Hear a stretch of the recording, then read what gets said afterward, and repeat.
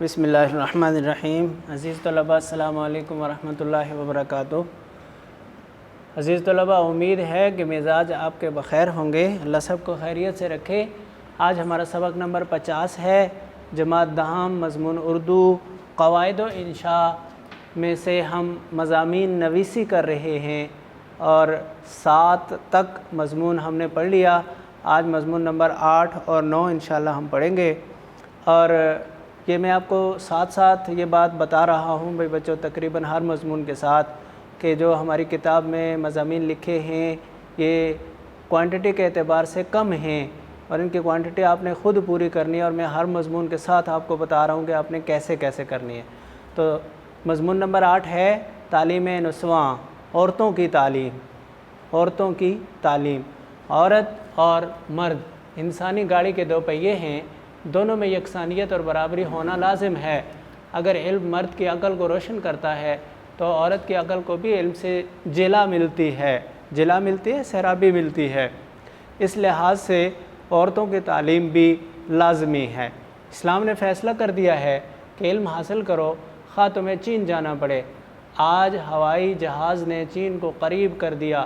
جن دنوں حضور صلی اللہ علیہ وسلم نے تحصیل علم کی تاکید میں فرمایا، ان دنوں چین کا سفر جان جوکھوں کا کام تھا، بڑا مشکل کام تھا۔ اس کے ساتھ یہ بھی فرمایا کہ جو شخص علم حاصل کرنے کی کوشش میں فوت ہو جائے وہ شہید ہے۔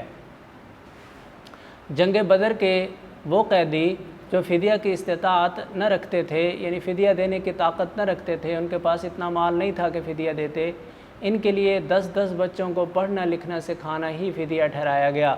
اس سے معلوم ہوتا ہے کہ اسلام میں علم کا درجہ کتنا بلند ہے۔ ظاہر ہے اگر مرد علم حاصل کر کے ترقی کے مدارج طے کر سکتا ہے تو عورت بھی ان درجات کو علم حاصل کر کے طے کر سکتی ہے۔ اب وہ زمانہ نہیں کہ عورت پر علم کے دروازے بند کیے جا سکیں۔ اب تو لڑکیوں کے الگ سکول اور کالج قائم ہو چکے ہیں۔ یہی لڑکیاں پڑھ لکھ کر تعلیم یافتہ کہلائیں گی اور ملک و ملت کے لیے روشن ستارے بن کر رہنمائی کا کام کر دیں گی، ملک کے نام کو اونچا کریں گی اور قوم کی عزت و آبرو کو 4 چاند لگائیں گی۔ عزت و آبرو کو 4 چاند لگانا محاورہ ہے بھائی بچوں، یعنی عزت و آبرو کو بہت بڑھانا۔ ایک جاہل عورت بھی ماں کہلاتی ہے اور ایک پڑھی لکھی عورت بھی ماں ہی ہوتی ہے، مگر دونوں میں زمین و آسمان کا فرق ہے۔ تعلیم یافتہ عورت اپنے گھر کو صاف ستھرا رکھتی ہے، اپنے خاوند کے لباس کو بناتی سنوارتی ہے، اپنے بچوں کو بھی ایک خاص رنگ میں رنگتی ہے، جس سے بچے بچپن ہی میں ہونہار ہو جاتے ہیں اور بڑے ہو کر ترقی کی راہوں پر چل نکلتے ہیں۔ تعلیم یافتہ ماں غریب بھی ہو تو امیر بن جاتی ہے۔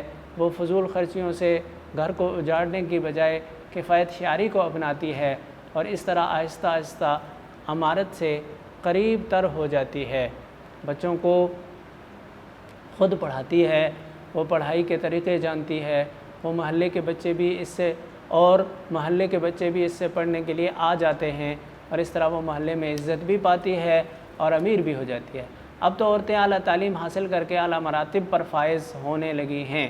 مراتب مرتبہ کی جمع میں بچوں، مرتبہ عہدے کو اور مقام کو بھی کہتے ہیں۔ اچھا، فائز ہونے لگے ہیں اور اس طرح انہیں اپنے جوہر دکھانے کا موقع مل رہا ہے۔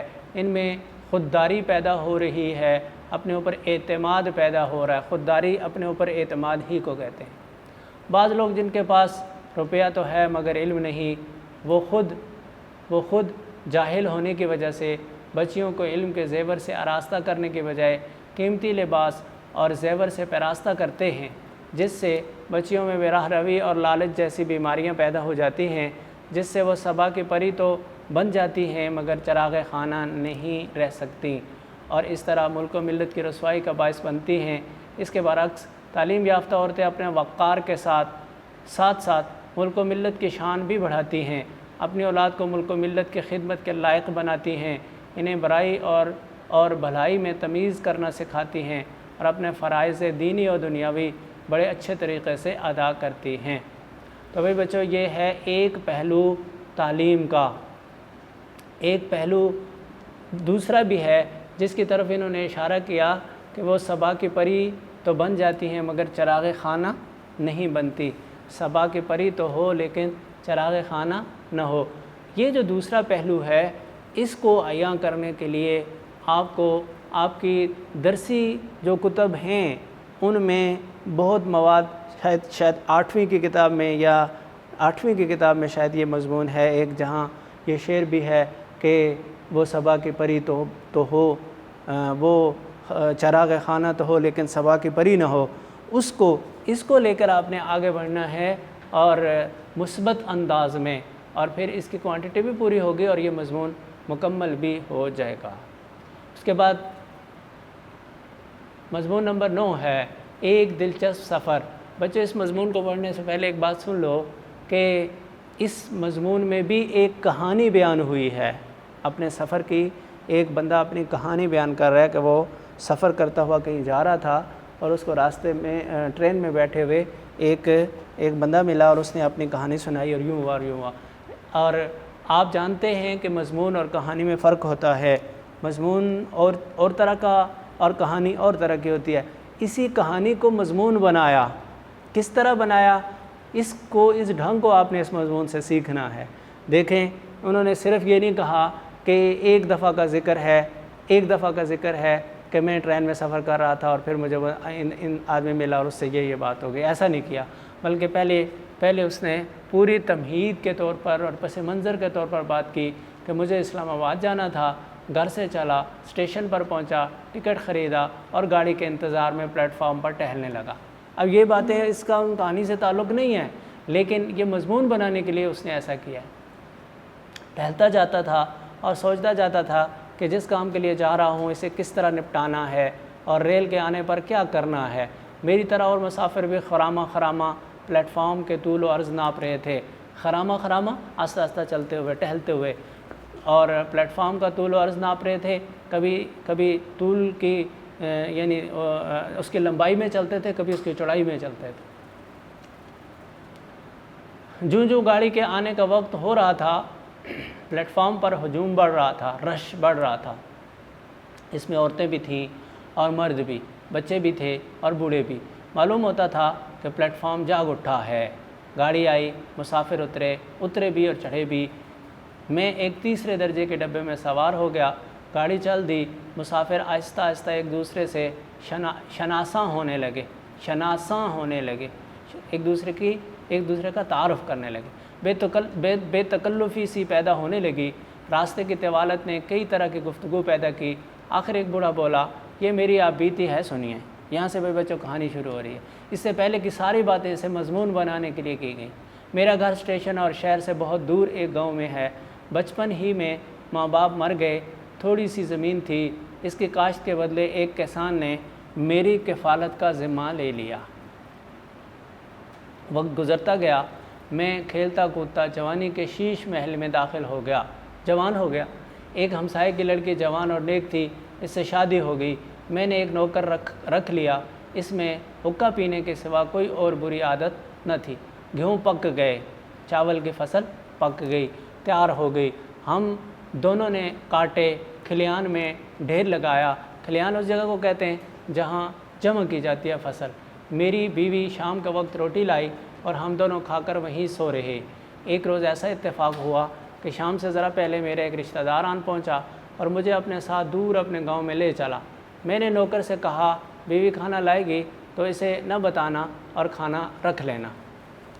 غرض میں رشتہ دار کے ساتھ چلا گیا۔ نوکر نے آگ جلائی ہوگی اور ایک آدھ چنگاری گندم میں اڑ کر جا پڑی ہوگی۔ وہ حقے کے نشے میں مست ہوگا کہ آگ بھڑکی اور گندم جلنے لگی۔ نوکر آ کر بجھانے کے لیے دوڑا، مگر آپ بھی گندم کے ساتھ جل کر راکھ ہو گیا۔ صبح ہوئی اور آگ کا چرچا ہوا تو بیوی آئی اور یہ سمجھ کر کہ میں جل گیا ہوں روتی پیٹتی گھر چلی گئی۔ ایک ہفتہ گزر گیا، میں شام کے وقت گھر پہنچا۔ بیوی نے مجھے دیکھا تو چیخیں مارتی ہوئی بھاگی اور ادھر ادھر سے لوگ لاٹھیاں کلہاڑیاں لے کر نکل آئے کیونکہ وہ مجھے بھوت سمجھتے تھے۔ میں بھاگا اور قبرستان جا کر چھپ گیا۔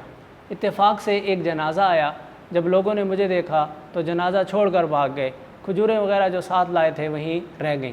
میں نے مردے کو دفن کیا اور کھجوریں کھا کر شکر ادا کیا۔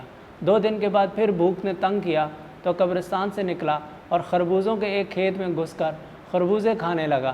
کھیت والے نے مجھے دیکھا تو شور مچاتا دوڑا، لٹھ بند لوگ گاؤں سے نکلے، میں بھاگا اور بھاگتا گیا اور اس گاؤں میں جا پہنچا۔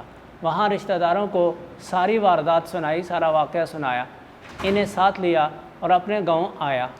ان لوگوں نے میری بیوی اور گاؤں کے لوگوں کو بتایا کہ کھلیان میں جلنے والا نوکر تھا اور میں رشتہ داروں کے ہاں گیا ہوا تھا، میں زندہ سلامت ہوں، جل مر کر بھوت نہیں بنا۔ آخر گاؤں کے لوگ بھی سمجھ گئے اور میری بیوی کو بھی یقین آ گیا، جب جا کے میری جان بچی۔ لو میرا اسٹیشن آ گیا۔ اس نے خدا حافظ کہا اور گاڑی سے اتر گیا۔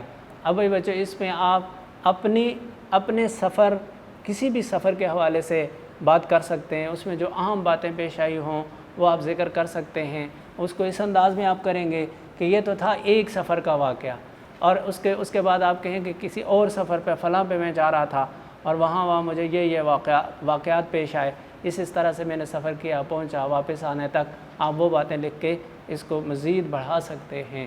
تو یہ مضمون آپ کے بچوں 9 تک ہو گئے، اور اس میں سے ہر ایک مضمون کے لیے میں نے آپ سے پہلے بھی عرض کیا تھا کہ یہ 15 نمبر کا چونکہ سوال ہوتا ہے آپ کا پیپر میں، اس لیے آپ نے اسے اپنی جوابی کاپی کے اعتبار سے 5 صفحوں کا لکھنے کی پریکٹس بھی کرنی ہے۔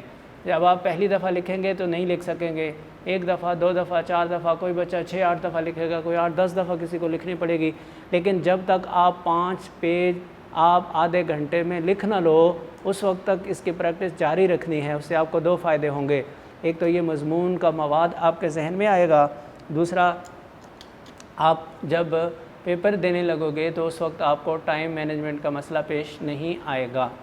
تو مجھے امید ہے کہ آپ اسی طرح سے اس کی تیاری کریں گے اور پریکٹس کو اس وقت تک جاری رکھیں گے جب آپ مطلوبہ ہدف حاصل نہیں کر سکتے۔ اللہ آپ کا حامی و ناصر ہو۔ والسلام علیکم ورحمۃ اللہ وبرکاتہ۔